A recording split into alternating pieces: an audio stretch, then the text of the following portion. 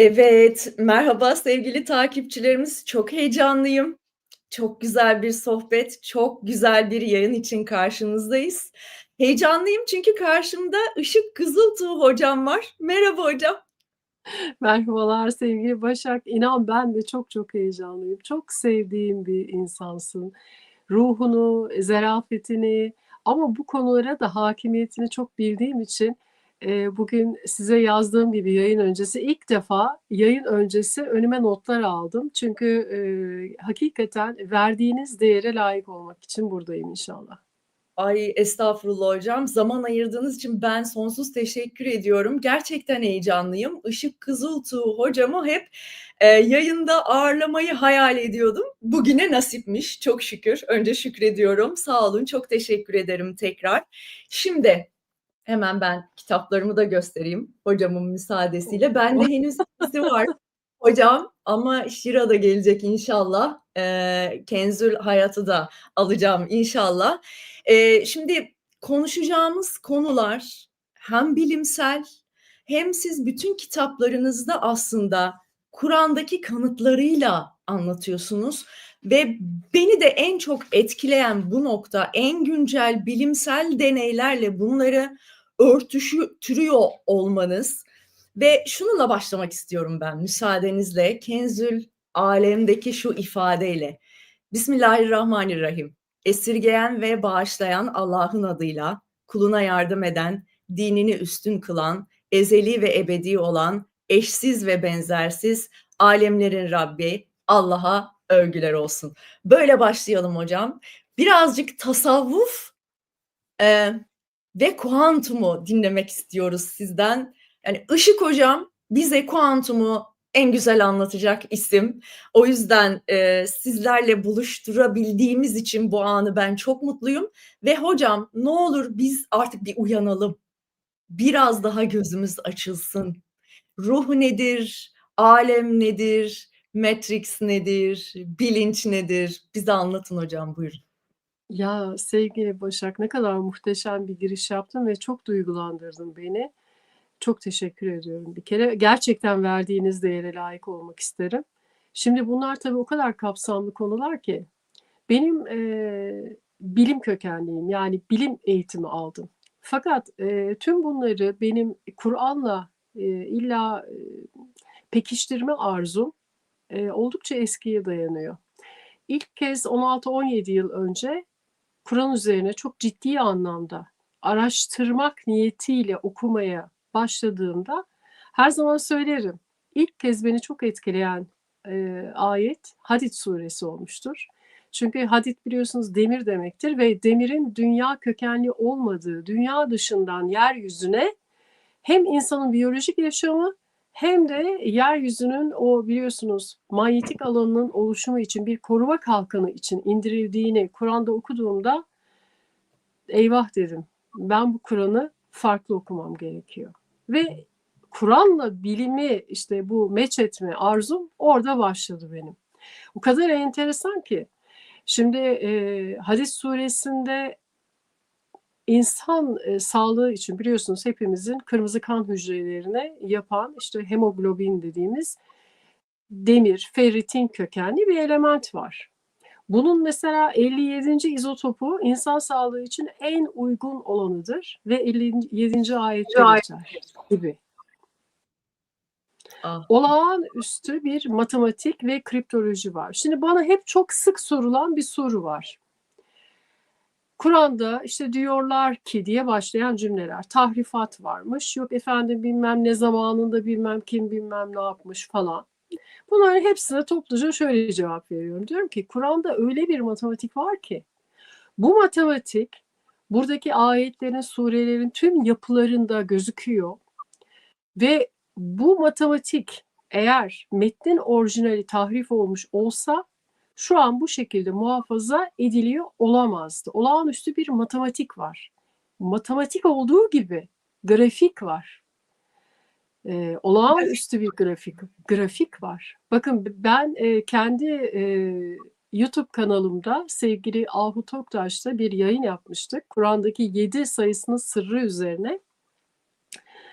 Orada mesela Yusuf Suresinin açılımını yaptı bize Ahu ve parabol şeklinde ilerliyor ayetler. Mesela belirli bir iniş var.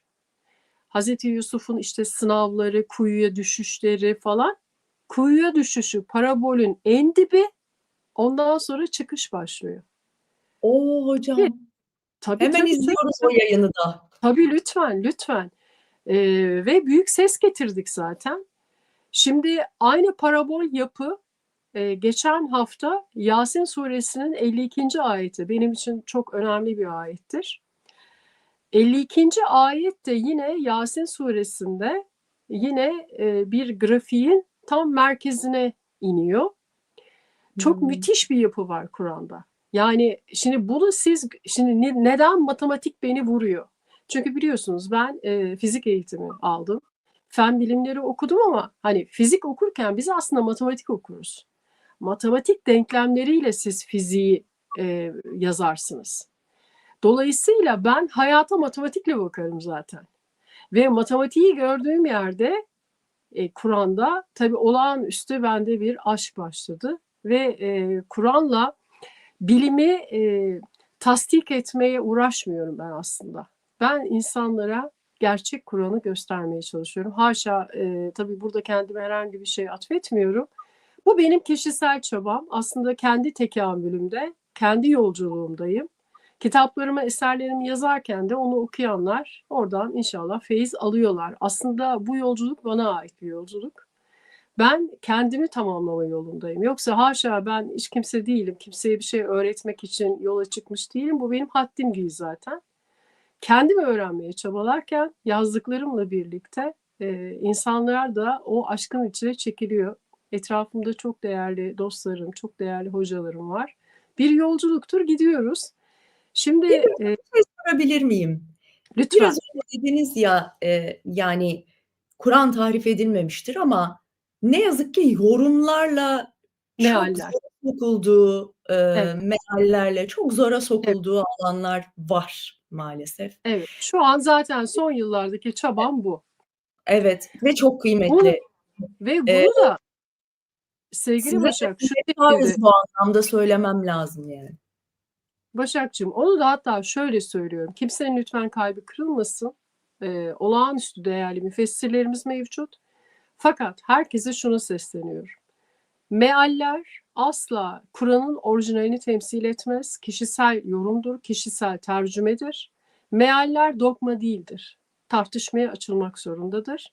Ben özellikle son eserimde Şira kitabında yaratılış ayetleriyle ilgili Hazreti Nuh peygamberin işte tufanın ayetleriyle ilgili olağanüstü çalışmalar yaptım.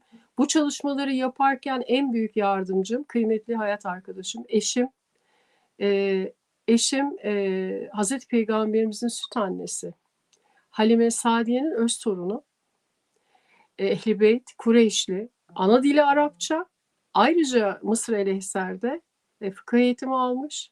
Dolayısıyla da biz bunu orijinalden tercüme etmek gibi hani böyle bir de büyük bir lüksüm var. Hani bana şimdi ya sen Arapça mı biliyorsun, sen nereden buradan bu yola çıktın diye düşünen sevgili dinleyicilerimize de cevaben bu cevabı vermek istedim. Çünkü bu çok zor bir süreç. Bir kişinin yapabileceği bir şey değil.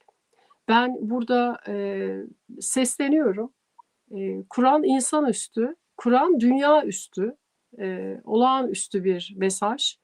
Ve bu mesajın içinde bak, kozmolojik ayetler var. Embriyoloji ile ilgili ayetler var. Kuantum mekaniği ile ilgili ayetler var. Biyokimya ile ilgili ayetler var. Bütün bunların tek bir insan tarafından tercüme edilebilmesi olası değildir. Bir bilim heyetinin ilahiyatçılarla birlikte bir konses oluşturup Kur'an'ı bugünkü çağdaş bilimin ışığında yeniden tercüme etmek zorundayız. O kadar güzel bir şey söylediniz ki hocam. Bir bilim heyeti. Kesinlikle. Doğru.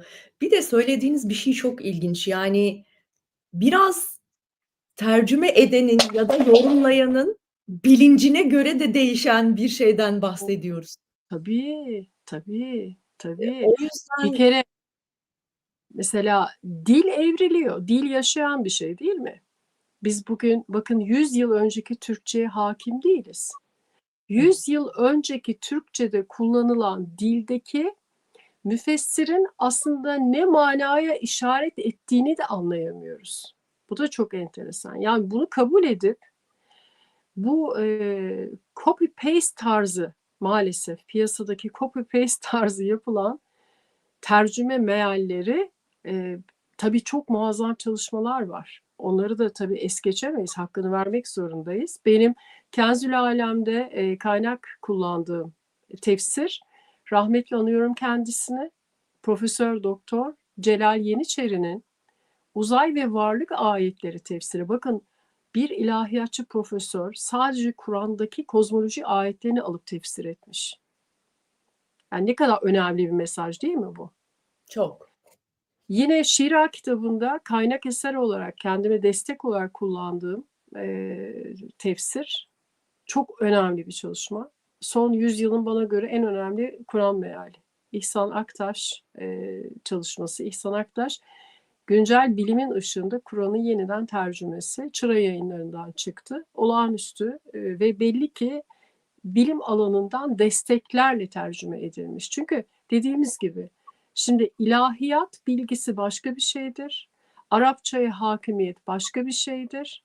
Bilime hakimiyet başka bir şeydir. Ben çok müsaaden olursa bir anımı anlatmak istiyorum. Yani sırf tercümeyle bu işin olamayacağını, Şira kitabını yazarken, şimdi eşimin Arapçaya hakimiyetini ve Kur'an'a hakimiyetini anlattım zaten. Aileden zaten.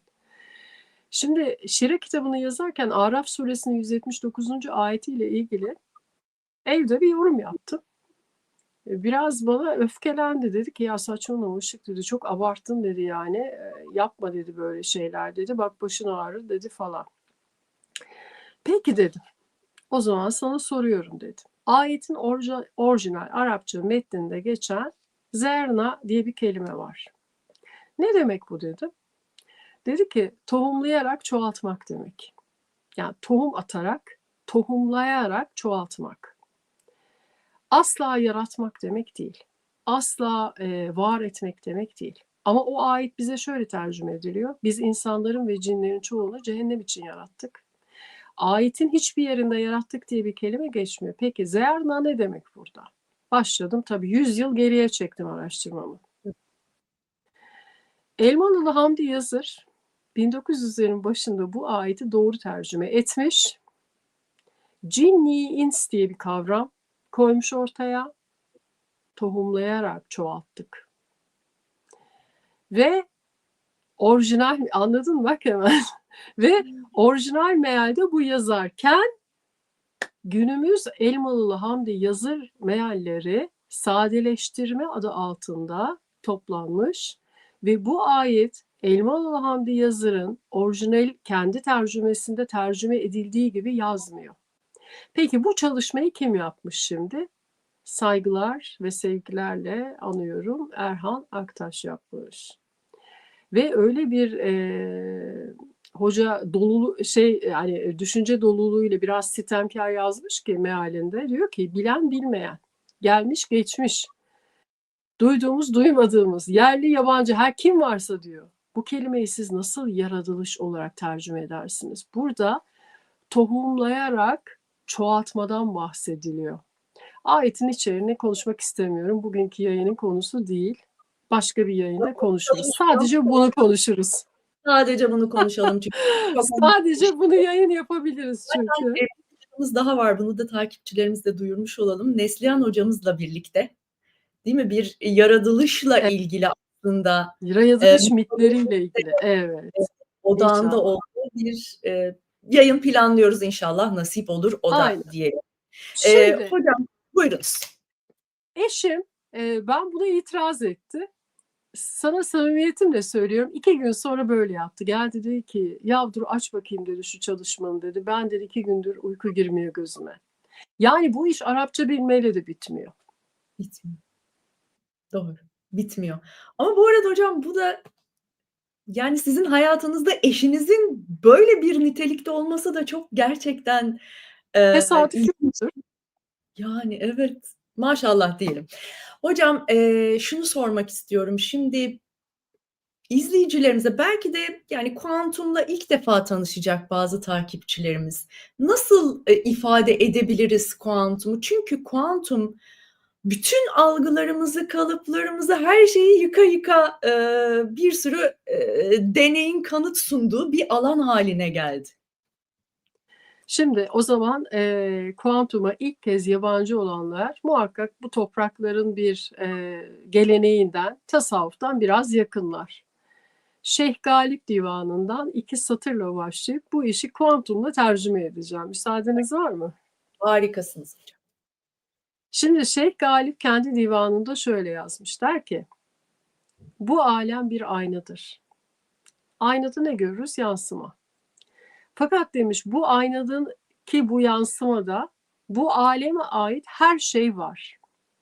Her şey var gibi ama varlık yokluktan ibaret. Sadece görüntü. Gerçek gibi görünüyor fakat gerçekliği yok. Ki bu gibi söylemler biliyorsunuz Mahmud Şevusteri, hatta İbn Sina'nın metafiziğinde, İbnül Arabi Hazretleri, bütün tasavvuf ehli bize hep şunu anlatır. Bu alem var gibi fakat aslında yok hükmünde. Şimdi bir şey var gibi görünüp nasıl oluyor? Yok hükmünde oluyor. İşte biz bunu 1900'lerin başında kuantum mekaniği ile keşfettik. Şöyle kısaca bir tarihçe anlatmak istiyorum. 1900'lerin başında fizikçi Maxwell bütün evrenin tüm görünürlüğüne rağmen aslında yalnızca elektromanyetik iletilerden mevcut olduğunu, insan gözünün hiçbir şekilde aslında nesneleri direkt olarak görmediğini, gördüğümüz şeyin yansıyan ışık olduğunu keşfetti ve ispatladı. Şimdi Maxwell'in bu keşfiyle birlikte Isaac Newton'dan bu yana gelen klasik fizik, yani evrenin katı, sert, maddeler bütünü olduğu algısı yerli bir oldu. Ve anladık ki aslında evren tamamıyla bir frekans yumağı. Her şey frekans, bir frekans okyanusu. Peki çok basit bir soru sormak istiyorum.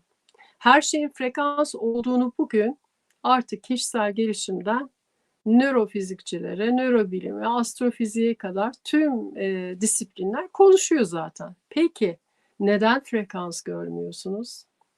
Evet, çok doğru. Çok basit bir soru. Herkes soruyor bunu. Neden görmüyorsunuz?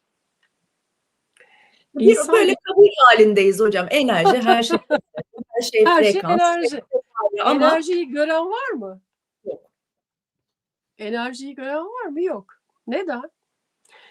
Şimdi bir, insan gözü Maxwell'in dediği gibi aslında yansıyan ışığı görür. Biz görme eylemi gözde gerçekleşiyor zannediyoruz ama en büyük yanılgı burada. Bu arada benim gruplarımda çok da değerli göz doktorları falan var. Hatta çok sevdiğim bir dostum var aralarında. Bana diyor bir göz doktoruna görmenin gözde gerçekleşmediğini diyor öğrettiği için ona diyor minnettarım diyor. Selam olsun buradan kıymetli hocama. Şimdi biz gözümüzle gördüğümüzü zannediyoruz. Oysa göz bir sensördür. Tıpkı diğer duyu organları gibi. Göz sadece o bahsettiğimiz elektromanyetik taştan iletiyi alır, beyne iletir. Kulak akustik spektrumdan iletiyi alır, ses dalgalarını alır, göz ışığı alır. Sadece bu iletileri alır, toplar, beyine iletir. Beyin içeride nöron ağları içinde bir suret yaratır. Ve biz bu sureti aslında tam da tasavvufun dediği gibi dışarıda izliyoruz. Zannı içindeyken içeride izleriz. Çünkü dış dünya dediğimiz şey, kimse kusura bakmasın ama bilimin zirvesinden geliyor bu açıklamalar. Üstelik de 125 yıldır, yeni de değil. Dış dünya dediğimiz şey elektromanyetik bir spektrumdan ibaret. Dış dünyadan aldığımız bu iletileri beynimizin içinde, nöron ağları içinde üç boyutlu bir gerçekliğe çeviren kendi yapımız ve kendi içimizde izliyoruz aslında dünyayı. Peki, beynimizin içinde izlediğimiz görüntü maddesel mi? Olabilir mi? Fiziksel olabilir mi? Kütlesel olabilir mi? Sadece suretleri izliyoruz. İşte bu bir rüya mekaniği. O yüzden var gibi görünür, yansımadır. Fakat aslında yok hükmünde. Şimdi bazen bazı terimler sevgili Başak çok karışıyor. Ben o yüzden terimleri bolca kullanıyorum. Her disiplinden kullanmayı çok seviyorum. Tasavvufun hayal, rüya dediği ile bugün kuantum mekaniğinde veya daha alternatif teorik fizikçilerin dediği sanal gerçeklik aynı şeydir. Yani kütleli bir varoluşu yoktur. İnsanlığın bugün sanal bir gerçeklik içinde olduğunu söylemek şu değil. Yani birileri oturmuş da bilgisayarda bir yazılım yapmış da biz de onun içindeyiz değil. Bu değil tabii yani. Şimdi bazen de dönüp buna itiraz ediyorlar. Diyorlar ki bir kısım fizikçi de hala ısrarla klasik fiziğe tutunmaya çalışıyor ve onlar şöyle bir argüman sunuyorlar. Diyorlar ki eğer sanal bir gerçeklik içindeysek yani hayali yansıma bir gerçeklik içindeysek buna dair fiziksel kanıt neden bulamadınız diyorlar. Doğru mu? Fiziksel kanıtı olması Doğru. gerekir, değil mi? Ama işte kuantum fiziği de zaten bunu soruyor. Madem ki gerçeklik yani gerçek, hakiki bir varoluşun içindeyiz. Neden fiziksel bir gerçeklik bulamıyoruz? Bakın evrenin yapısı nedir biliyor musunuz? Dijital resimlere hiç baktınız mı? Dijital resimleri zoom yaparsınız, değil mi? Belirli bir noktaya geldikten sonra artık daha fazla zoom yapamazsınız. Neden? Neden? Piksele Or gelmiş. Piksel piksel. orada veri biter, değil mi? Çözünürlük noktasına geldi. Çözünürlüğe geldi. Pikselizasyonuna geldi. Peki ben size evrenin bir pikselizasyon değeri var desem, çözünürlük değeri var desem ve bu matematiksel olarak biliniyor desem, İşte Ya. kuantum mekaniği onun üzerine inşa oldu. Maxwell'in ve Albert Einstein'in temel görelilik yasalarıyla birlikte ya zaten fizikte 1900 ile 1905 yılları inanılmaz bir dönem. Hepsi birden işte Schrödinger, Maxwell, Einstein'in görelilik teorileri falan hepsi o devirde böyle üst üste açıklanıyor. Ve o dönem yine olağanüstü bir fizikçi Max Planck kendi adıyla anılan Planck sabitini keşfediyor. Planck sabiti nedir biliyor musunuz? Evrenin temel yasasıdır. Planck yasası tespit edildikten sonra burada ne oluyor diye fizik daha derine bakmayı başlayınca bu hakikatle yüzleşti ve kuantum fiziği aslında temelini Planck sabitinden alır. Planck sabiti çoğu zaman birçok kişi böyle konuşmaya çalışıyor üzerinde ama zaman diye anlatılır ama değildir. Hem zamansal değeri vardır hem mekansal değeri vardır. Planck sabiti şudur. Evrene ait saniyenin trilyonda biri kadar 10 üstü eksi 43 zamansal 10 üstü eksi 36 mekansal ölçüde evreni var eden enerji akışı. Hani elektromanyetik bir tayf içindeyiz. Bu enerji Planck sabiti kadar aralıklarla bir geliyor var, bir kesiliyor yok. Bir geliyor var, bir kesiliyor yok. Bu neye benziyor biliyor musun Başak? Biz ampule baktığımız zaman hep ampul sürekli ışıyor zannederiz değil mi? Aslında yavaşlatılmış bir modda onu görebilsek ama insan gözünün eşiği buna uygun değildir. Aslında ampule gelen enerji bir vardır, bir yoktur. Aslında ampul sürekli ışımaz. Bir söner, bir yanar. Evreni var eden enerji tıpkı ampule gelen enerji gibi bir var, bir yok. Ve bu aralık Planck sabitidir. Planck sabitine geldiğimiz noktada yani evrene ait gerçekliği zoom ettiğimizde Planck noktasına geldiğimizde artık veri yok. Ne demek bu? Hocam o kadar güzel anlatıyorsunuz ki. Bir varız, bir yokuz. Aslında hem varız hem yokuz. İşte varlık böyle, hem var, yani Şeyh Galip'in dediği gibi görüntü var, fakat bu görüntü aslında varlık değeri taşımıyor. Tıpkı İbnül Arabi'nin dediği gibi varlık diyor bu alem için. Varlığın kokusunu bile almadı daha. Bu bir rüya. Bu bir rüya. Bu bende en çok Mevlana Celaleddin Rumi'nin, mealen söyleyeceğim hocam, tam ifadeyi hatırlamıyorum. Şu benzetmesiyle belki can buldu diyebilirim.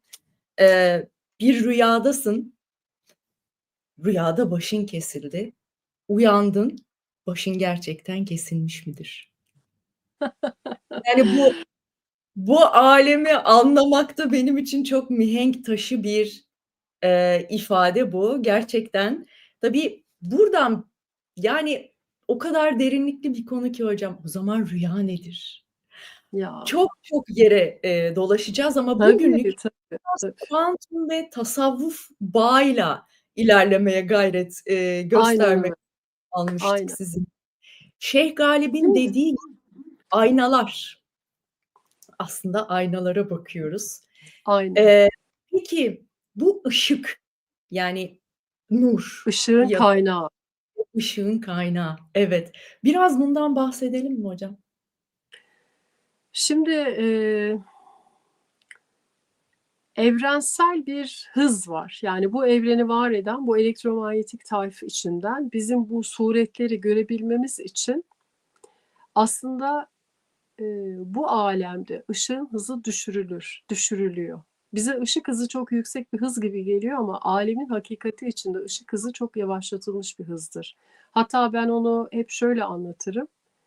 İnsan gözünün eşiklerinde, yani insan gözünün eşiğinde görülebilmesi için, görülebilir bir surete bürünebilmesi için frekansın ışık hızının altına düşmesi gerekir.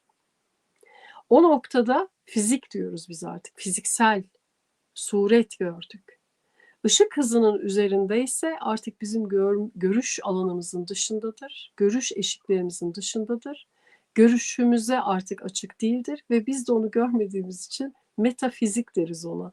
Aslında varlığın iki sureti vardır. Her iki sureti bir ve beraber buradadır. Biz sınırlı varlıklarız sadece. Şimdi demin anlattığım Planck sabitini, yani varlığın anda tecelli etmesini tasavvuf zaten yüzyıllardır söyler, değil mi? An ve an tecelli vardır. Peki tecelliye sebep olan nedir? Tecelliye sebep olan nedir? Tasavvufa göre şahitlik, insanın şehadeti. Mesela İbnül Arabi Sultan diyorum ben ona. O yüzden bu aleme şehadet alemi der. Aslında çok güzel bir şey Başak. Bütün bu disiplinleri bir arada okumak o kadar keyifli ki. Platon da aynı şeyi söyler. Platon da suretler alemi der burası için. Cisimler alemi der. Ve geometrik onun platonik solidlerle tarif eder. Yani her şeyin aslında içi boş suretlerden oluştuğunu biz bütün kadim felsefelerden de okuyabiliyoruz. Şimdi tecellinin, yani bir elektromanyetik spektrum var, bir enerji var. Bunun surete bürünür olmasını sağlayan faktör nedir? Çift yarık deneyinde öğrendik, değil mi? 100 yıl önce insan bilinci. Bilimin bana göre en büyük devrimidir bu. Yani daha büyük bir devrim gelmez. Şimdi bizi izleyen sevgili dostlara da şunu söylemek istiyorum. Burada konuştuğumuz her şey evrensel yasalar. Bunlar teori değil, kuram değil. Bunlar tartışmadan çıktı artık. Bunlar evrensel birer kaide olarak kabul edildi. Üstelik de bugün bunlar modern teknolojide kullanılıyor. Şimdi insanın şahitliği ile ne demek bu? Burayı biraz açmak istiyorum. Çünkü bu şahitliğe tasavvuf da çok önem veriyor. Şimdi çift yarık deneyinin uzun uzadıya anlatmak istemiyorum ama temel olarak bize bildirdiği mesajı şu. Aslında varlık, tüm varlık, tüm alem, evren, dünya, adına ne dersen de aslında sürekli titreşen frekans, elektromanyetik ileti, hayal alemi gibi. O yüzden diyor İbnül Arabi Sultan, alemin aslı hayaldir. Doğru, aslı hayaldir zaten. Peki, çift yarık deneyinde biz insan gözlemi ile olaya müdahil olduğumuzda ne olduğunu gördük?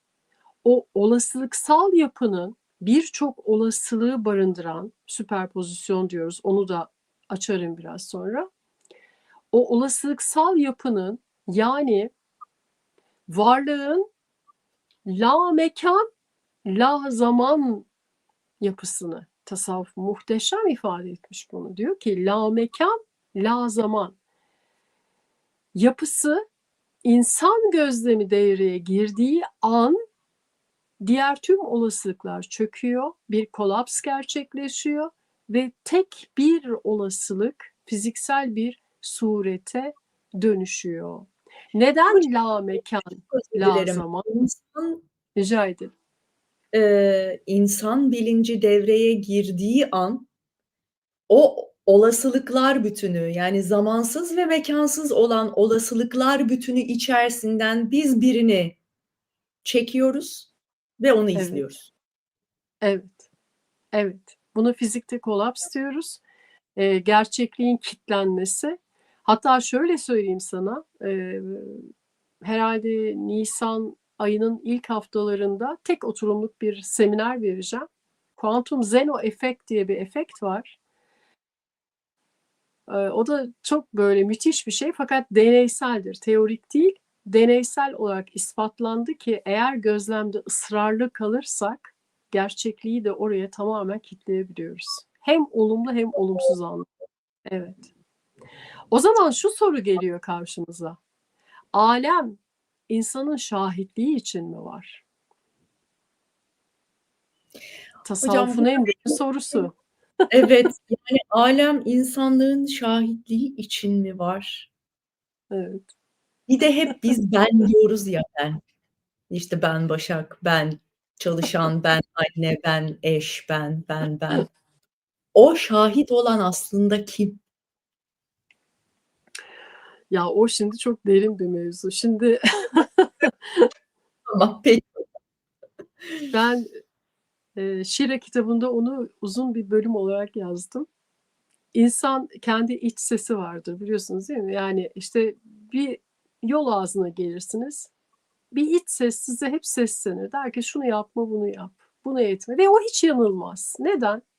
Hiç düşündünüz mü? Yani duyabilirseniz gerçekten, hani, Tabii. onu Hiç dinlerseniz yanılmaz. yanılmıyor. Hiç yanılmıyor. Bu Yani sabah böyle bu da sevgili sanki o. Bu sabah sevgili Neslihan Şahin hocamla sohbet ederken yine konu oraya geldi. Benim bu sözümü hatırlattı. Şimdi sevgili izleyicilere söylemek istiyorum. Neden o benden içeri olan o ben? Hani diyor ya Yunus Emre, benden içeri bir ben var. Neden o yanılmıyor biliyor musunuz? Çünkü o tamamlanmış olan ve aslında gelecekten geçmişi gözlemleyen ben. O zaten bütün hikayeyi biliyor. O şahit zaten. Olanlar olmuş diyorsunuz. Öyle derler ya hocam, olanlar Kalem olmuş, kırılmış tabii. ölenler ölmüş. Tabii. A! Tabii. Biz Tabii. bize mi sesleniyoruz hocam? Evet. Tüylerim diken diken oldu. Ben sayfa numarasını vereyim. Şira kitabında o sayfayı aç oku. Ben Hemen. bu sayfayı yazmaya karar verdiğimde benim idolüm olan fizikçi David Bohm fiziği bıraktıktan sonra Krishnamurti ile buluştu. 25 yıl mistizm üzerine büyük işte fikirler yaptılar ve birlikte bir eser kalemi aldılar. Kitabın adı Düşüncenin Kaynağı Nedir? Ağır bir kitap. Orada Krishnamurti şöyle bir söz söyler. Tabii kuantum mekaniğini de David Bohm gibi bir üstattan öğrendikten sonra birbirlerini beslerler aslında.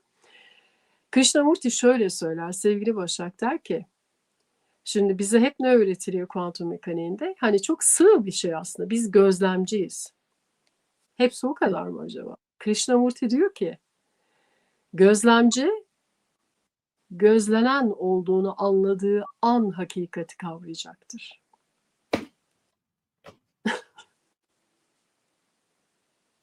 Benden bana hocam. Özden öze. Benden bana. Ama hangi ben? İşte hangi Hikaye, ben? ha, hangi ben olduğunu da söyleyeyim mi burada? Çok sevdiğim, az önce çok ilham aldığım rahmetli Celal Yeniçeri, Profesör Doktor Celal Yeniçeri hocamızı hakikaten büyük rahmet ve minnetle anıyorum. Büyük bir cesaret. Uzay ve Varlık Ayetleri tefsirinde Kıyamet Suresi 13-14 mealini olağanüstü bir ifadeyle tercüme etmiş. Büyük de bir cesaret olduğunu inanıyorum ben. Aynen şöyle diyor. Diyor ki, Kur'an'dan anladığımıza göre o ilahi vakit geldiğinde her insan kendi gerçekliğine görüntülü ve sesli olarak şahit kılınacaktır diyor. Kendi özürlerini görsün diye. Çok olağanüstü bir ayet değil mi? Yine İsra suresi 14 şöyle der. Oku bugün kitabını. Bugün hesap sorucu olarak sana kendin yetersin. Oo hocam. Biz hesapta mıyız? Şimdi Kur'an geçmişten değil, gelecekten gelen bir kitaptır. Biz geçmiş gibi algılıyoruz ama 1500 yıl önce inmiş değildir. Tamamlanmış olandan gelen bir kitaptır. Öyle değil mi? Bitmiş olandan. Şimdi bak Şira kitabında hatta ona dair bir şey yazdım. Kıyamete dair tüm ayetler aslında orijinalde şöyledir. Onlar dediler ki. Fakat müfessirlerin orada kafası karışıyor. Bu zamansal şeyi idrak edemediklerinden olsa gerek. Orayı şöyle tercüme etmiş birçoğu. Derler ki. Halbuki dediler ki der. Kur'an'da insanlığın, yani bu insanlığın, ahir insanlığın sonundan da mesajlar var ve tamamlanmış gibi mesajlar var. Şimdi Kur'an tamamlanmış gibi mi yazıyor? Yok. Mesela Sebe suresi hemen aklıma geldi. 20 ya da 21 ayet. Numara hatalı olabilir ama Sebe suresi 20 olması lazım. Diyor ki ve şeytan diyor insanlık hakkındaki zannında haklı çıktı. Onların çoğu ona uydu. Çok azı, çok azı kendini kurtardı.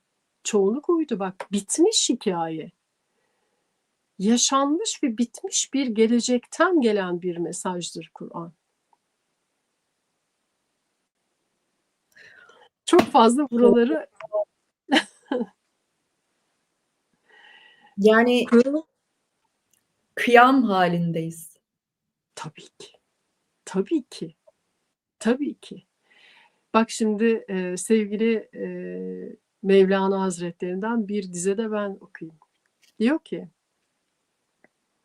ancak uyuyanlar burayı gerçek zanneder. Sonra ölüm şafak gibi gelir ve sen üzüldüğün şeye gülerek uyanırsın. Ne muhteşem değil mi? Muhteşem. Gerçekten muhteşem. Peki ben şimdi bir soru sormak istiyorum. Hani varlık dedik ya, varlık var, görüntü halinde, yansıma ama yok gibi. Yok. Yok gibi, yok hükmünde. Peki varlığı nasıl tanımlarız? Şimdi yok hükmünü anladık. Gerçek varlık ne olmalı, nasıl olmalı? Biraz bunun üzerine Evet. bir şey yapalım. Şimdi varlık dediğimiz şey sürekliliği olmalı, öyle değil mi? Akışta olmalı, sürekliliği olmalı. Kesintili olamaz Evet. varlık. Ama biz kuantum mekaniği ile bu gerçekliği derinden baktığımız ve gözlem yaptığımızda kesinlikle biliyoruz ki içinde bulunduğumuz gerçeklik kesintili olarak var. Sürekliliği yok. İşte Planck sabiti evreni var eden, evreni görünür kılan, evreni görmemize vesile olan enerjinin kesintili geldiğini, bir var bir yok, bir var bir yok olduğunu ispat ediyor. O halde aslında bu alem başka bir hakiki alemin ancak gölgesi ve yansımasıdır.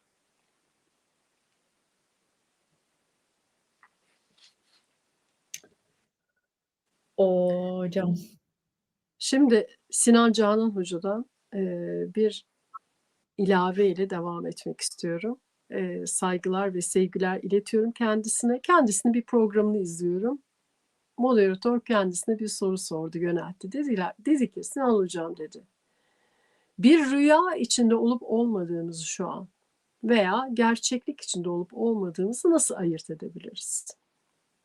Çok güzel bir cevap verdi. Cevabını yanlışım varsa affola, aktarmak istiyorum. Sinan Hoca şöyle aktardı. Dedi ki, rüyalar dedi kesiktir birbirinden. Yani rüyayı görürsün, rüyadan uyanırsın, gerçek hayata dönersin. Sonra başka bir gün başka bir rüya. Birbirleriyle bağlantısızdır.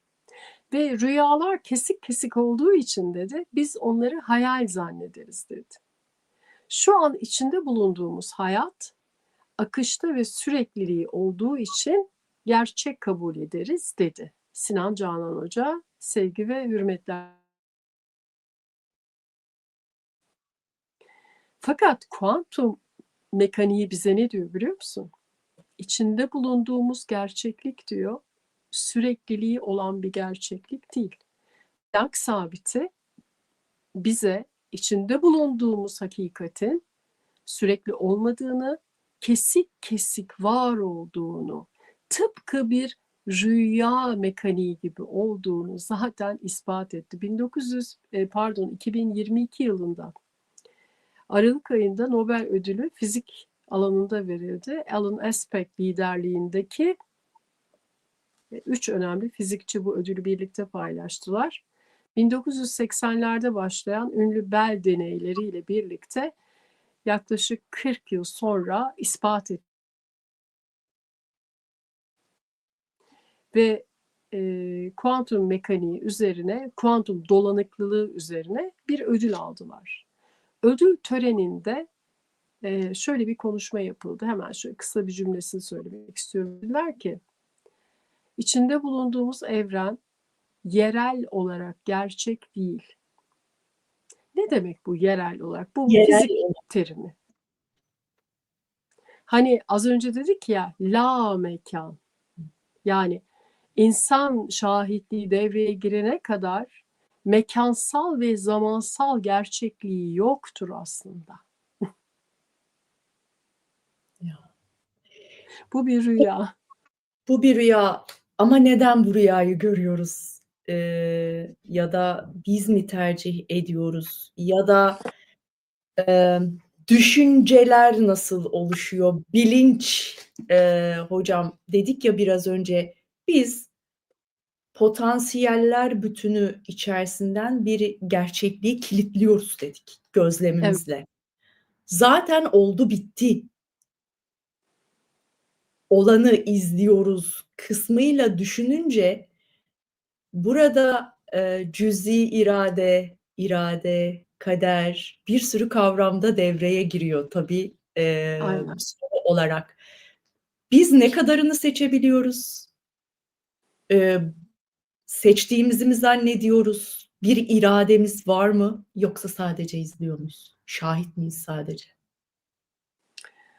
Şimdi Kıyamet Suresinin bu yorumu son derece kıymetliydi Celal Yeniçeri Hoca'dan. Çünkü orada vurgu şu, insanın kendi şahitliğine tekrar şahit kılınmasını, temel nedenini Kur'an şunun için gösteriyor.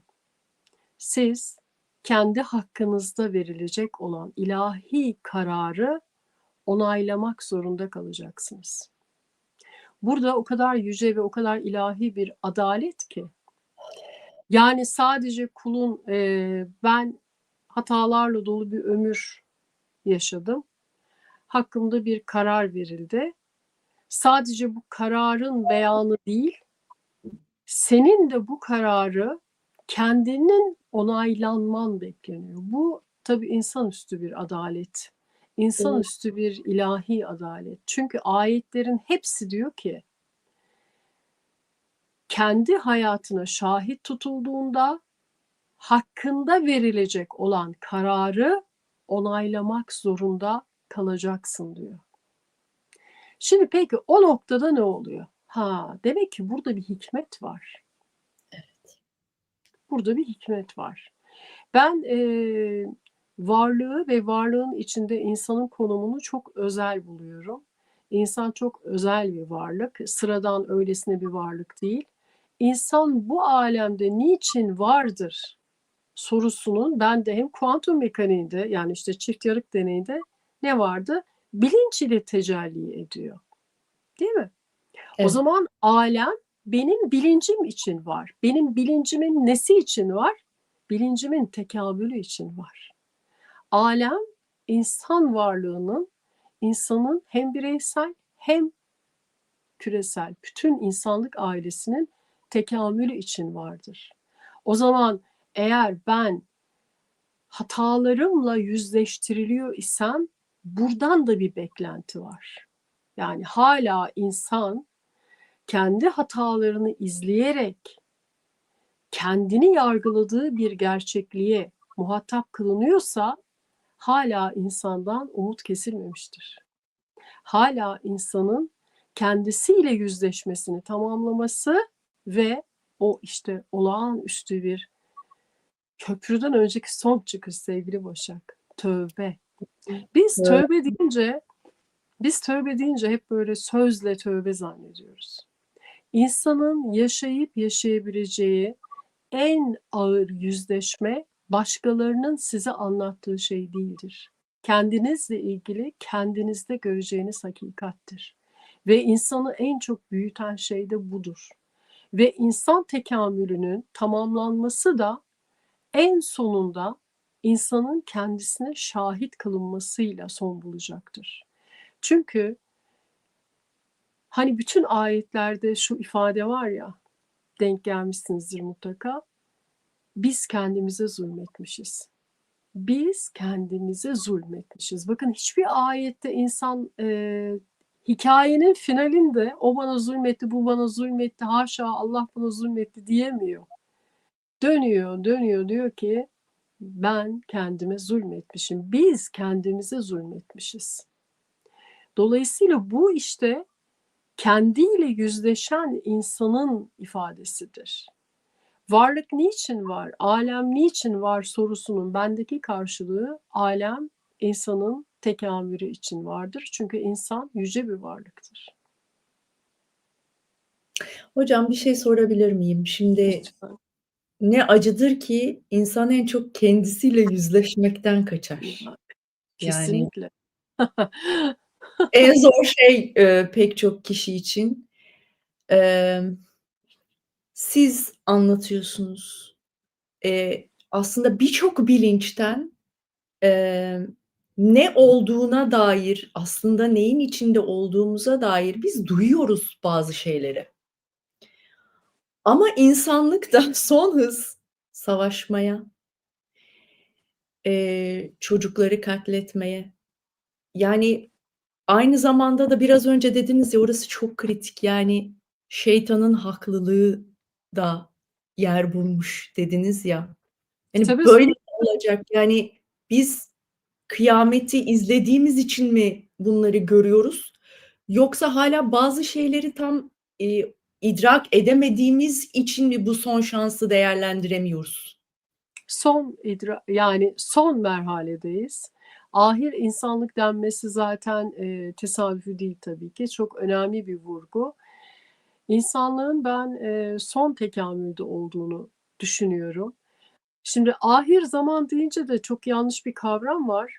Ahir zaman deyince sanki son 100 yıl veya son 200 yıl falan gibi bir zaman aralığı düşünülüyor ya sevgili Başakçığım. Öyle değil. Aslında Nuh tufanından sonra, Nuh'tan sonraki nesil son, ahir insanlık olarak adlandırılır. Yani öyle 1000 yıllık, 2000 yıllık falan bir hikaye değil. Bu artık son insanlık. Peki ne demek bu? Kaç tane insanlık gelmiş ki bu aleme? Çok insanlık. Yani biz sadece semavi kayıtlardan veya mitolojik kayıtlardan 5-6 tane büyük insanlığın gelip kitlesel olarak olduğu gibi de yok edildiğini biliyoruz. Çünkü insanlıktan beklenen bir şey var. Ben insan tekamülünün tamamlanması ile birlikte tekamülünü tamamlayan insanın bu dünyada görevli olduğuna inanmıyorum. İnsanı bekleyen görev bu dünya değil. Hatta ben bu soruyla çok karşılaştığım için hep ona yönelik cevapları da kitaplarıma hep bir yerlere yazmışım. Çok sevgili bir okurum hep hatırlatır bana. Sanıyorum Kenzül Alem'de yazmışım bunu. Demişim ki Cenab-ı Hakk'ın insan için muradı, çünkü o ezeli ve ebedi.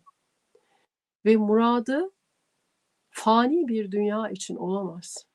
Ancak ezeli ve ebedi bir alem için olabilir.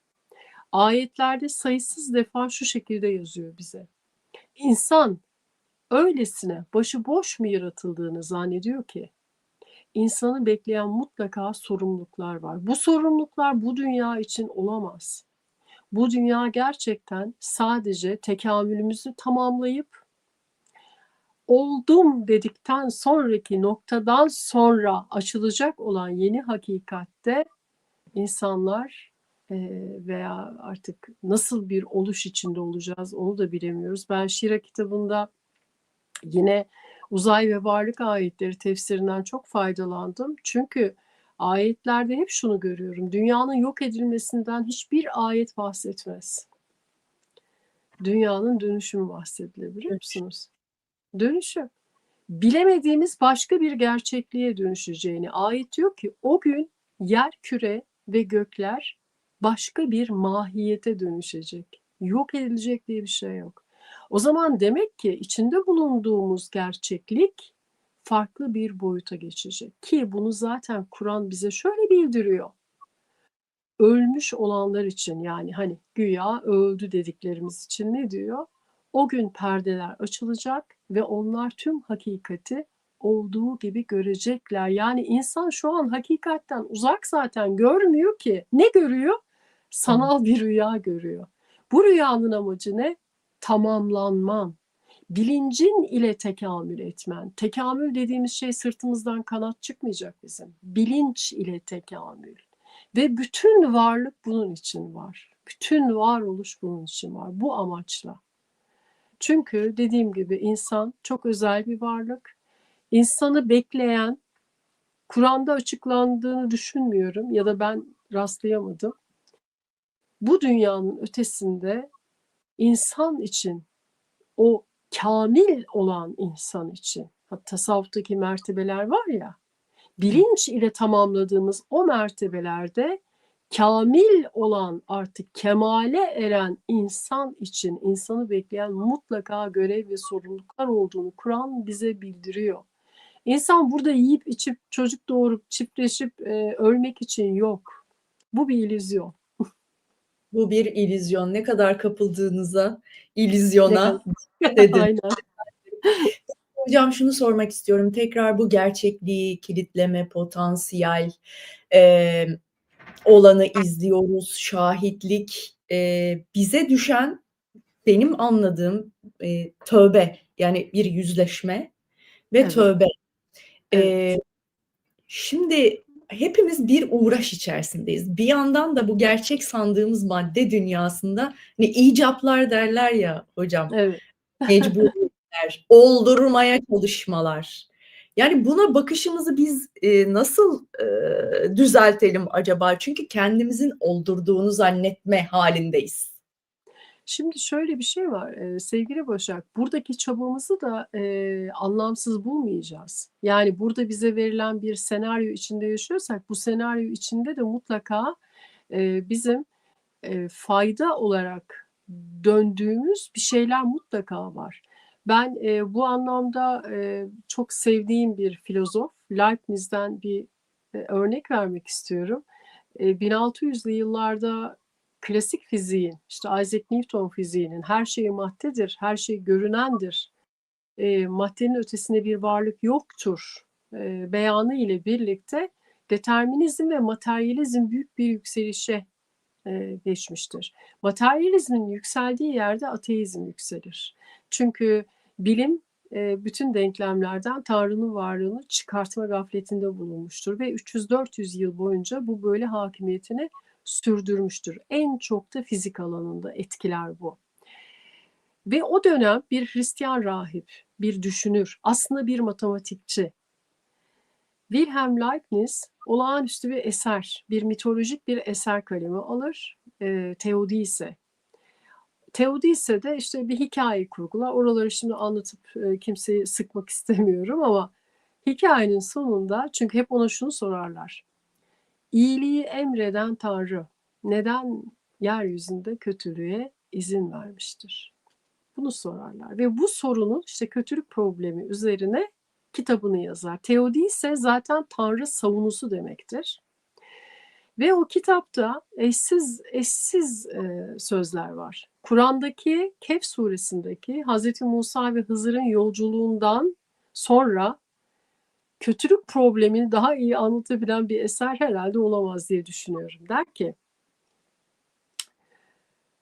aslında Tanrı kendi muradındaki, kendi murad ettiği sona en uygun senaryoyu yaratmıştır. Biz insan eşikleri içinde sadece olaylara anda hakimiz, değil mi? Bir an bakıyoruz, kötülük görüyoruz orada.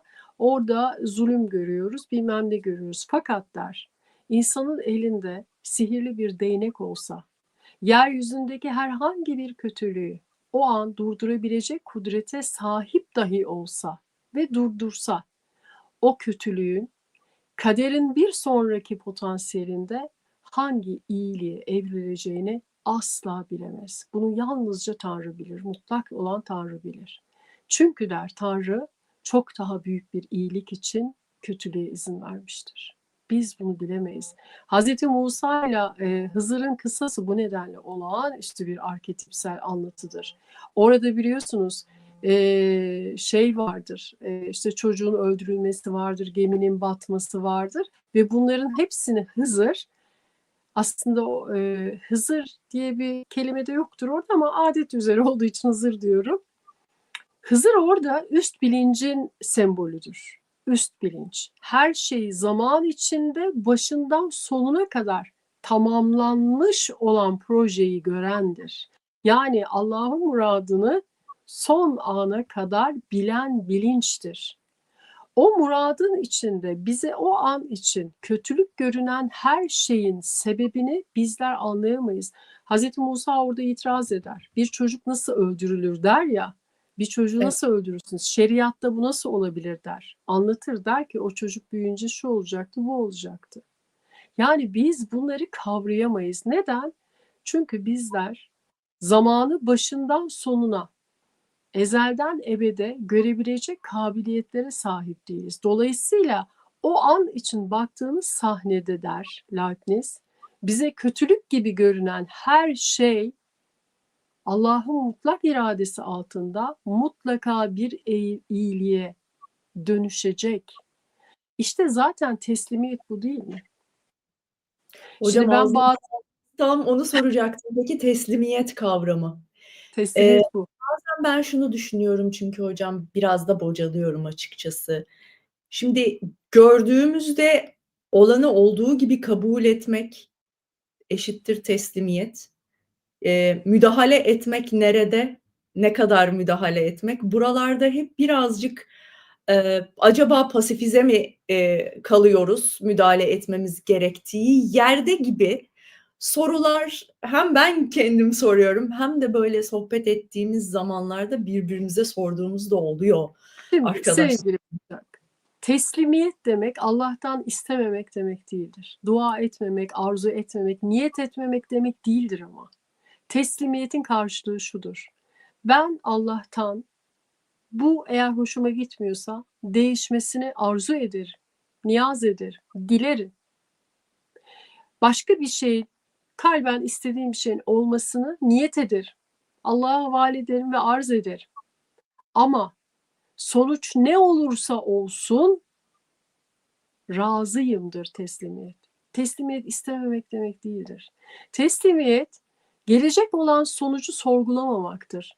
Gelecek olan sonucu Allah en iyisini bilendir. Bu oldu ama şu an bu bana cazip görünmüyor ama vardır bir hikmeti deyip kabul etmektir. Yoksa Teslimiyet dediğimiz şey şu değil yani. Hiçbir şey arzu etmemek, hiçbir şey dilememek. Kur'an'da ayetlerle sabit. İsteyin benden vereyim. Değil mi? Ama burada biraz Gazali'den bir şeyler okumak istiyorum. Lütfen. Şimdi Gazali bu bazı insanların her zaman sorgulanıyor tabii. Niye dualar kabul oluyor, niye olmuyor gibi. Bu sorgulamalara müthiş cevapları var. Diyor ki her dua kabul olur diyor. Allah'a giden her dua kabul olur. Fakat diyor bunlar diyor üçe ayrılır diyor. Bir, bazı dualar vardır diyor. O duaları diyor siz bu suretler aleminde surete bürünmüş halini görür, dua kabul oldu dersiniz diyor. İki, bazı dualar vardır diyor. Sizin için diyor kaderde var olan bir potansiyel ama aslında sizin istemeyeceğiniz bir potansiyel ona kefaret olarak kabul edilir diyor. Aslında duanız gene kabul olmuştur. Başınıza gelecek bir felakete kefaret olarak alınır. Fakat siz bilemezsiniz, göremezsiniz. Duam kabul olmadı dersiniz diyor. En yüce dualar da diyor, yine bütün dualar kabul olur diyor. Ama en yüce dualar da diyor, ahiret için saklanır diyor. Fakat siz göremezsiniz, bilemezsiniz. Duam kabul olmadı dersiniz. İşte insan böyle. Böyle. Görmediği bir şeye haşa Allah benim duamı kabul etmedi diyor. Halbuki biz duamızın neye kefaret olduğunu dahi bilemeyiz. Zan içindeyiz. Nerede nereye o bütünün parçasında yerleşti gerçekten İşte bilemeyiz. teslimiyet bu sevgili Başak. Ya o yüzden bak şimdi mesela büyük pirler, evliyalar başına bir sıkıntı geldiğinde Allah'ım diyor. Allah beni diyor çok seviyor. Ona daha çok yakınlaşayım diye diyor. Bu sıkıntıyı da verdi bana diyor. Çok şükür olsun diyor. Bu nasıl bir bilinç? Nasıl bir idrak? Bu nasıl bir teslimiyet? Değil mi? Evet hocam. Yoksa istemek insanın tabiatında var. Tabii dileyeceğiz. Allah buyuruyor zaten yani. Dileyin benden, dua edin.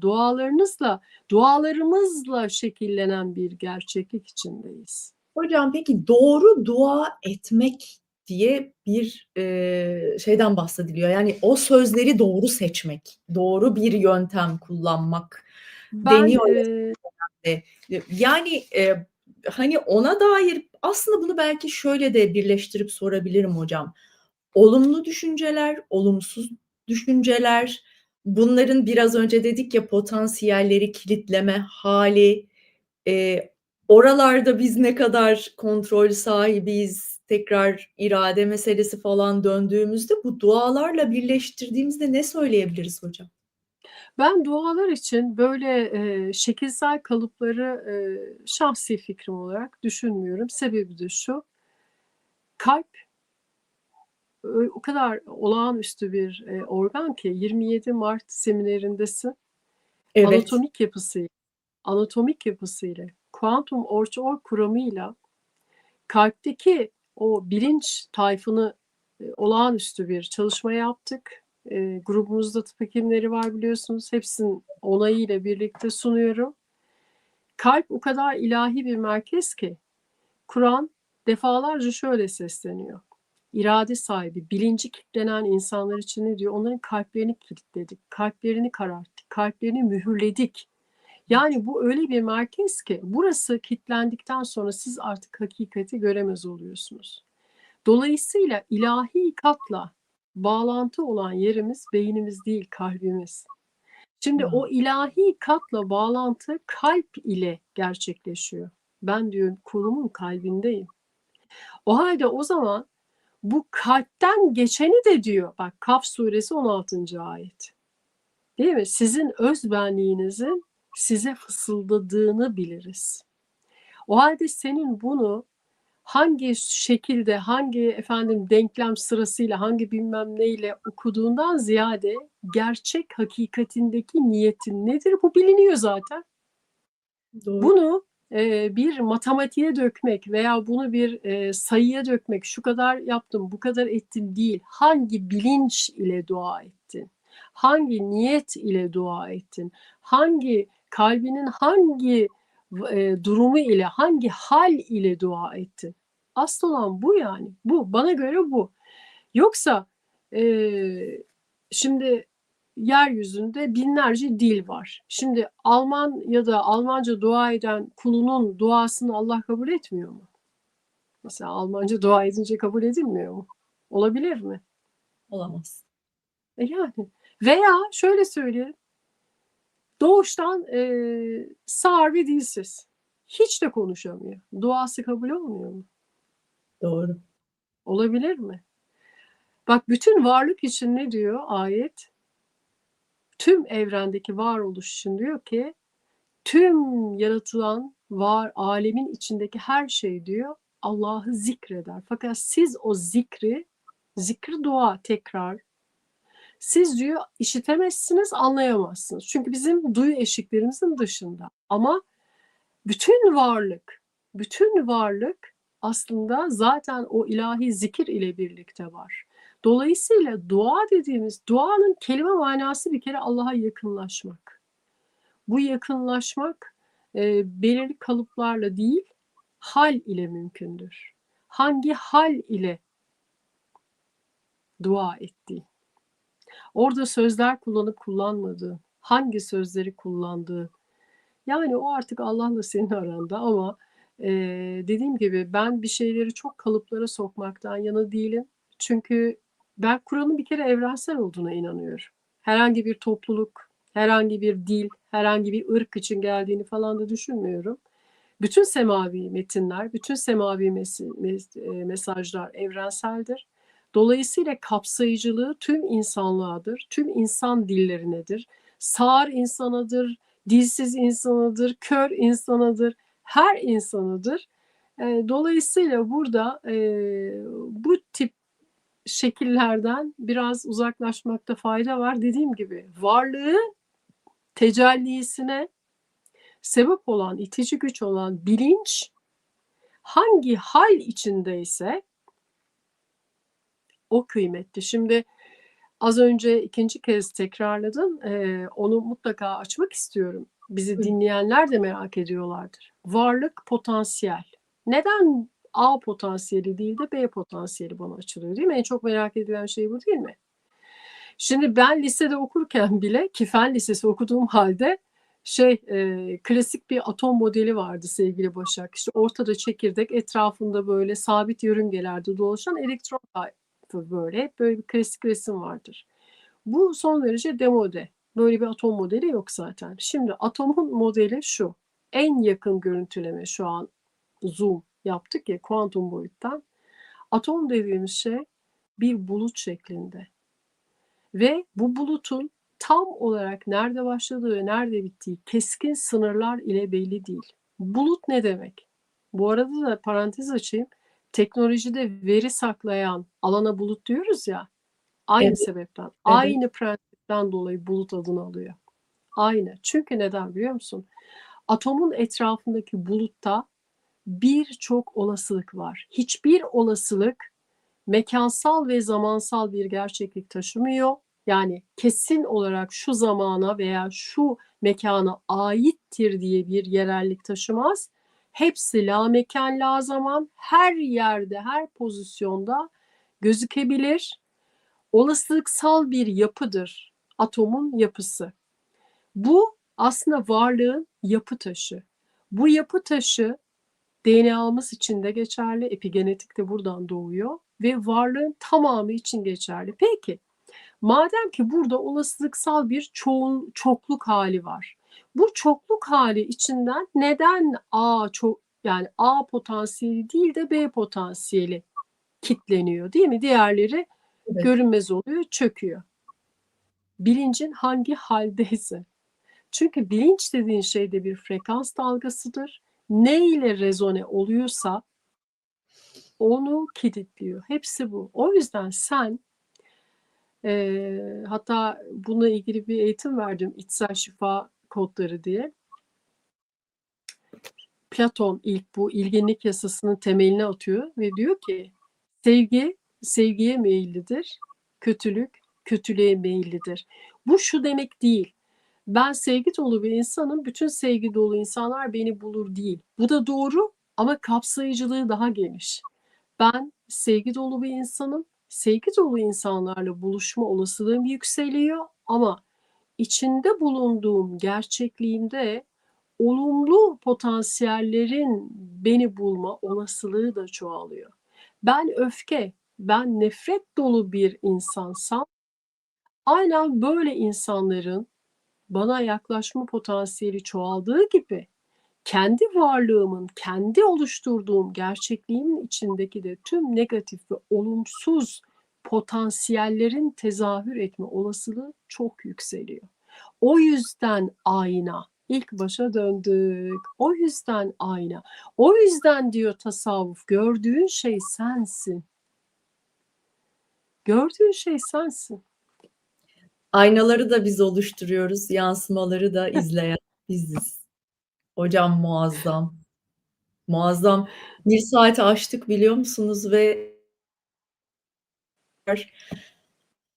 ölüm kavramını mesela nereye yerleştirmeliyiz? Biraz daha rüyaların özelinde de sorularım olacak hocam ama sizi çok da yormak istemiyorum. Yoğun olduğunuzu da biliyorum. Bunların sözünü başka bir Estağfurullah. yayın Bunlar hiç rica ediyorum. önemli değil. Yok, hiç önemli değil. Şimdi bilinç, insan bilinci ve işte Freud'un ortaya attığı bir teori vardı. İşte bilinçaltı diye bir kavramdan bahsediyordu. Fakat Freud'un ortaya attığı bilinçaltı kavramı sevgili Başak yine de materyalist düşünceye, materyalist bakış açısına bağlı bir fikirdi. Bugün biliyorsunuz bilinçaltı bilimsel olarak asla kabul edilmiyor.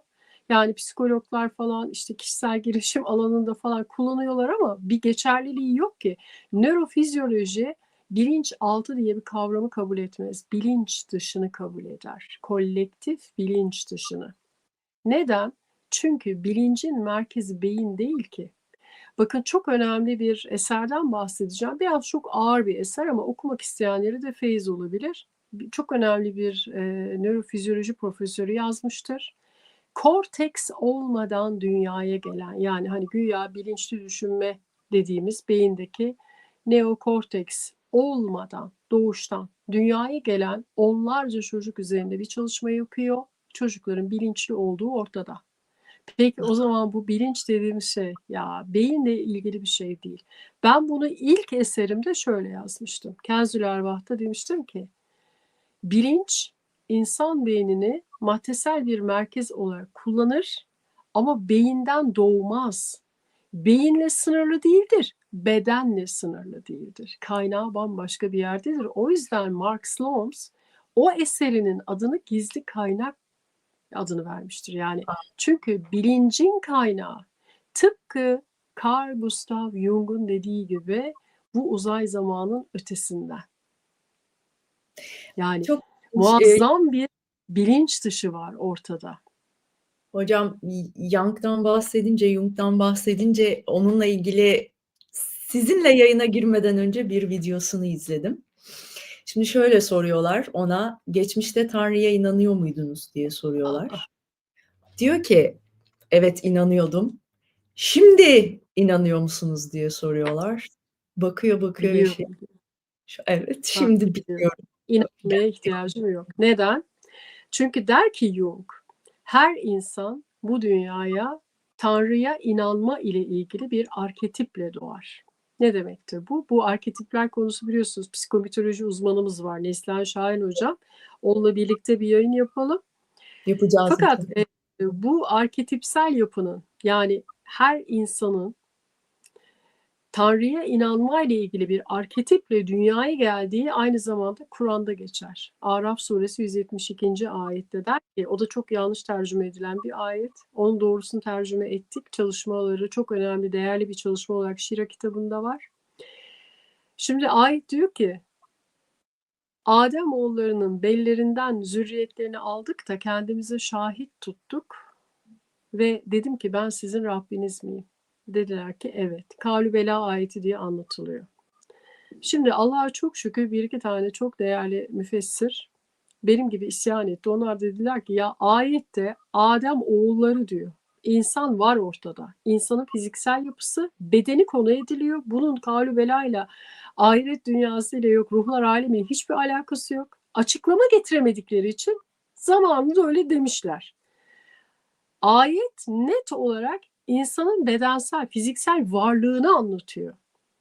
Diyor ki Adem oğullarının bellerinden zürriyetlerini aldık da kendime şahit tuttum. Bütün bunlar diyor kıyamette biz bundan habersizdik dememeniz için. Bu işte insanın Tanrı'ya inanma ile ilgili bir arketiple dünyaya geldiğini, varoluşunun bu olduğunu anlatan bir ayet açacağım şimdi. Neden Adem oğulları? Çünkü erkek XY kromozom yapısıyla biliyorsunuz bir sonraki neslin ya X verir yani anneden XX gelir.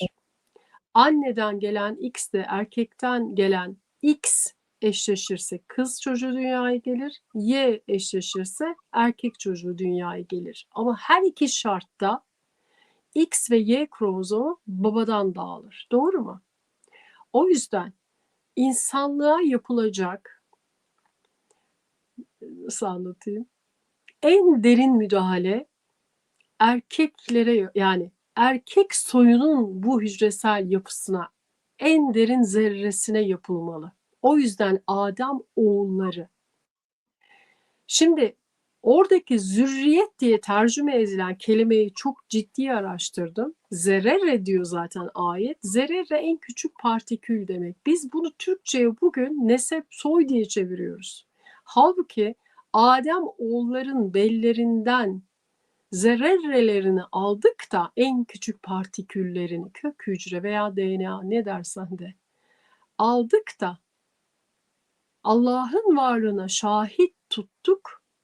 Dedik ki ben sizin Rabbinizim. Heyecandan çok etkileniyorum bu ayeti okurken kusura bakmayın dilim sürçtü. Estağfurullah. Ben sizin Rabbiniz miyim dedim. Dediler ki evet. Yani işte Jung'un her insan bu dünyaya Tanrı'yı bilme ile ilgili bir arketiple dünyaya gelir. Eğer rasyonel akıl ve zeka, ispat bizi Tanrı'nın varlığına inandıracak olsaydı, bugün bilimin birçok alanından ispatlar geliyor değil mi? Bir yaratıcı var. Neden bazı insanlar asla inanamıyor? Neden? Ya.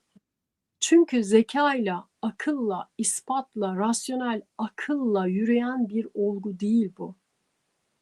Bu bambaşka bir hikaye. Bu da dediğim gibi başlı başına bir program olacak bir konu. Hatta Neslihan Şahin hocamla birlikte arzu ederseniz notlarınızın arasına alın. Hocam Tanrı hareketi, çoktan not ettim ve hemen belirleyelim. Sizinle Allah'ı bilme ile ilgili bir yayın yaparız. Neden Allah'a inanma ile değil, bilme hali. İşte anlatıyor Araf suresi. ya. Adem oğullarının bellerinden en küçük zerrelerini, en küçük partikülü, yaratılışının en küçük partikülünü. Evrensel partikül neydi? Atom, değil mi? Aldık da kodladık. Ben sizin Rabbinizim. Olağanüstü bir ayet. Olağanüstü bir ifade. Ve böyle zaten okuma yaptığınız zaman bence bütün sorular aslında cevaplarını buluyor. Jung hala bana göre değeri tam olarak bilinememiş bir deha. Büyük bir deha.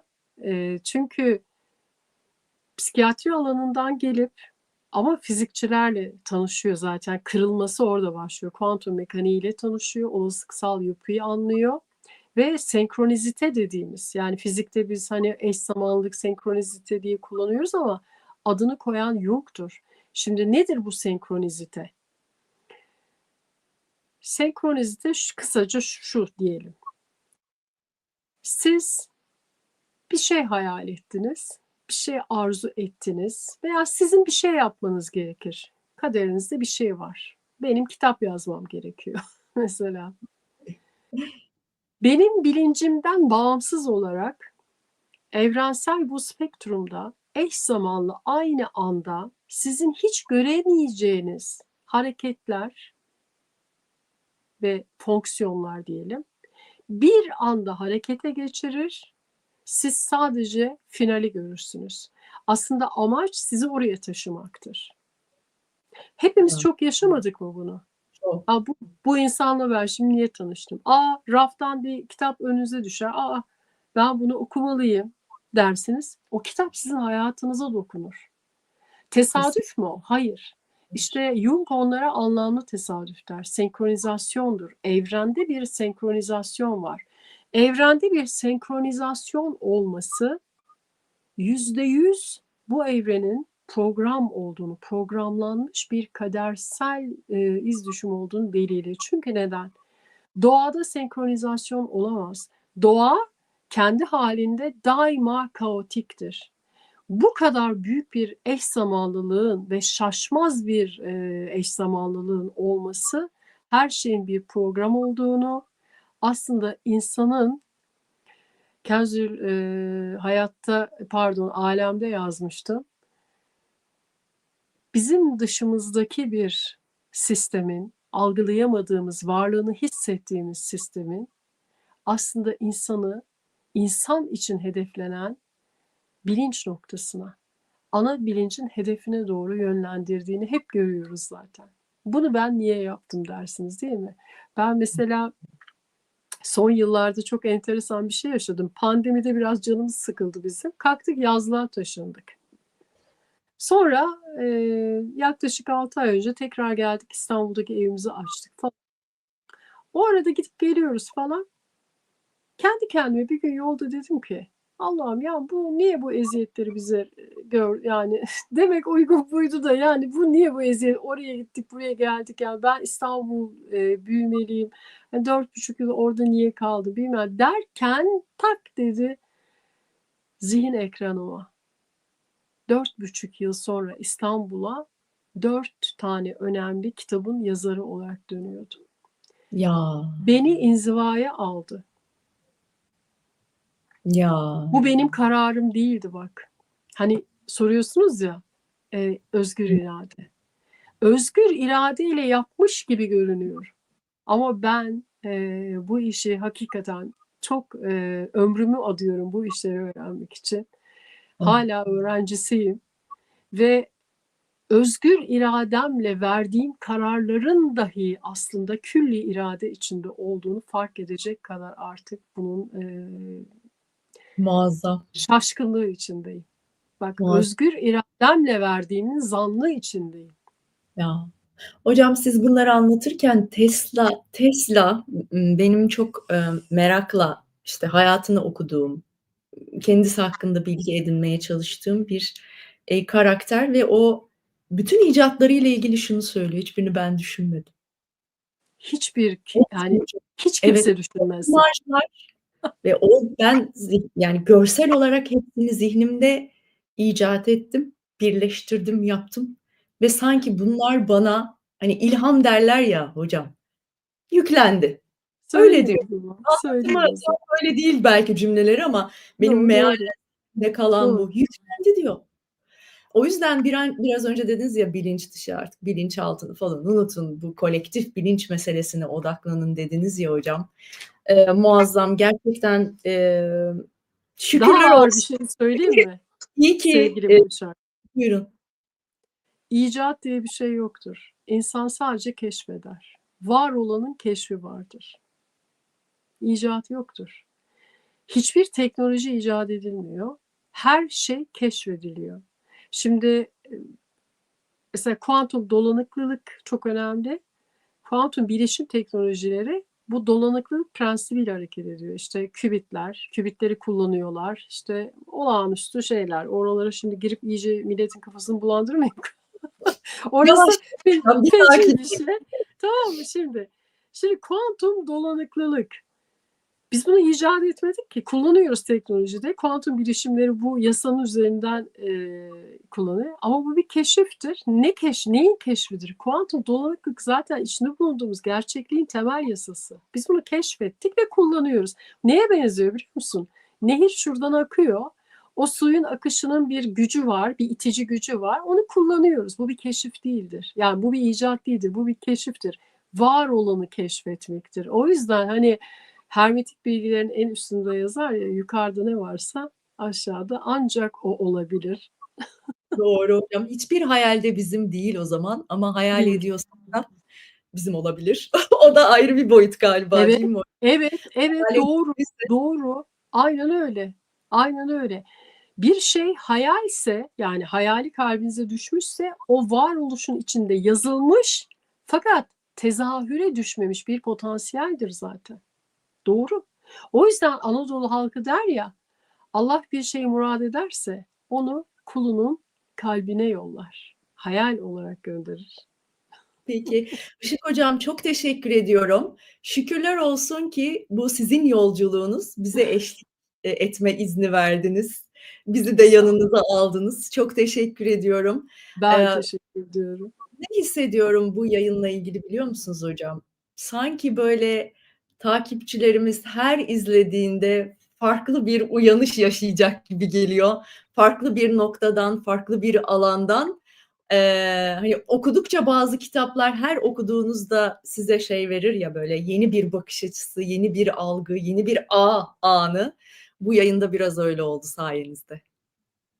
Valla çok güzel sorularla geldin. Bir de soruların ötesinde niyet çok önemli. Niyet her şeyin belirleyicisidir. Çok güzel bir niyetle buradaydık. Sizin verdiğiniz değer, ona layık olabilme gayreti, hepsi bir araya gelince zaten güzel bir şey çıkar yani mutlaka. Çünkü Harika. niyetsiz yapılan yani hiçbir şey de güzel bir yere gitmez ya. Onun için aslında ben çok teşekkür ediyorum. Hem niyet ettiniz, teklif ettiniz, vakit ayırdınız. Gerçekten çok teşekkür ediyorum. Çok mutlu oldum. İnşallah daha nice yayınlara diyorum. İnşallah hocam. Hemen şunu da hatırlatalım. Kıymetli hocamızın 27 Mart'ta özel bir semineri var. Online bir biçimde de dahil olabilirsiniz. Zaten online. Onların duyurularını hocamızın hem Instagram sayfasında bulabiliyorsunuz. Zaman zaman YouTube'da da paylaşıyorsunuz galiba hocam. Yanlış bir şey söylemeyeyim ama Yok. Hayır. 6 Nisan'da da kuantumla ilgili daha geniş bir eğitim başlıyor ya da biraz daha sarkabilir. Onu da yanlış söylemeyeyim hocam. Buyurun eklemek istediğiniz varsa sözü bir kez daha Yok, size. estağfurullah. Instagram sayfamı takip ederlerse zaten eğitim duyurularını oradan yapıyoruz. Çok teşekkür ediyorum.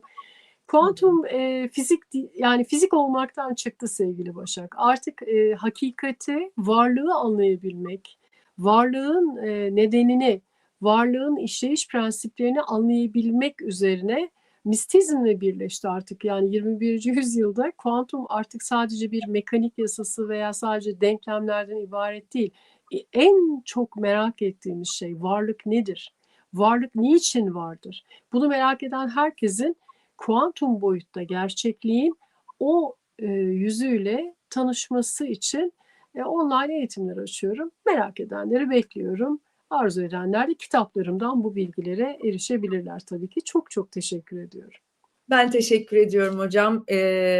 Ben doyamadım. İnşallah devam edeceğiz. Neslihan Şahin hocamızla birlikte biraz önce bahsini ettiğimiz çerçevede de bir yayın gerçekleştirmeyi çok arzu ediyorum. İyi ki İnşallah. varsınız. İnşallah. Sizi çok Çok seviyorum. teşekkür ediyorum. Ben de Sağ olun. öyle. Çok Yeniden teşekkür görüşmek üzere. ediyorum. Bilmukabele. Hoşça kalın. Sağ olun.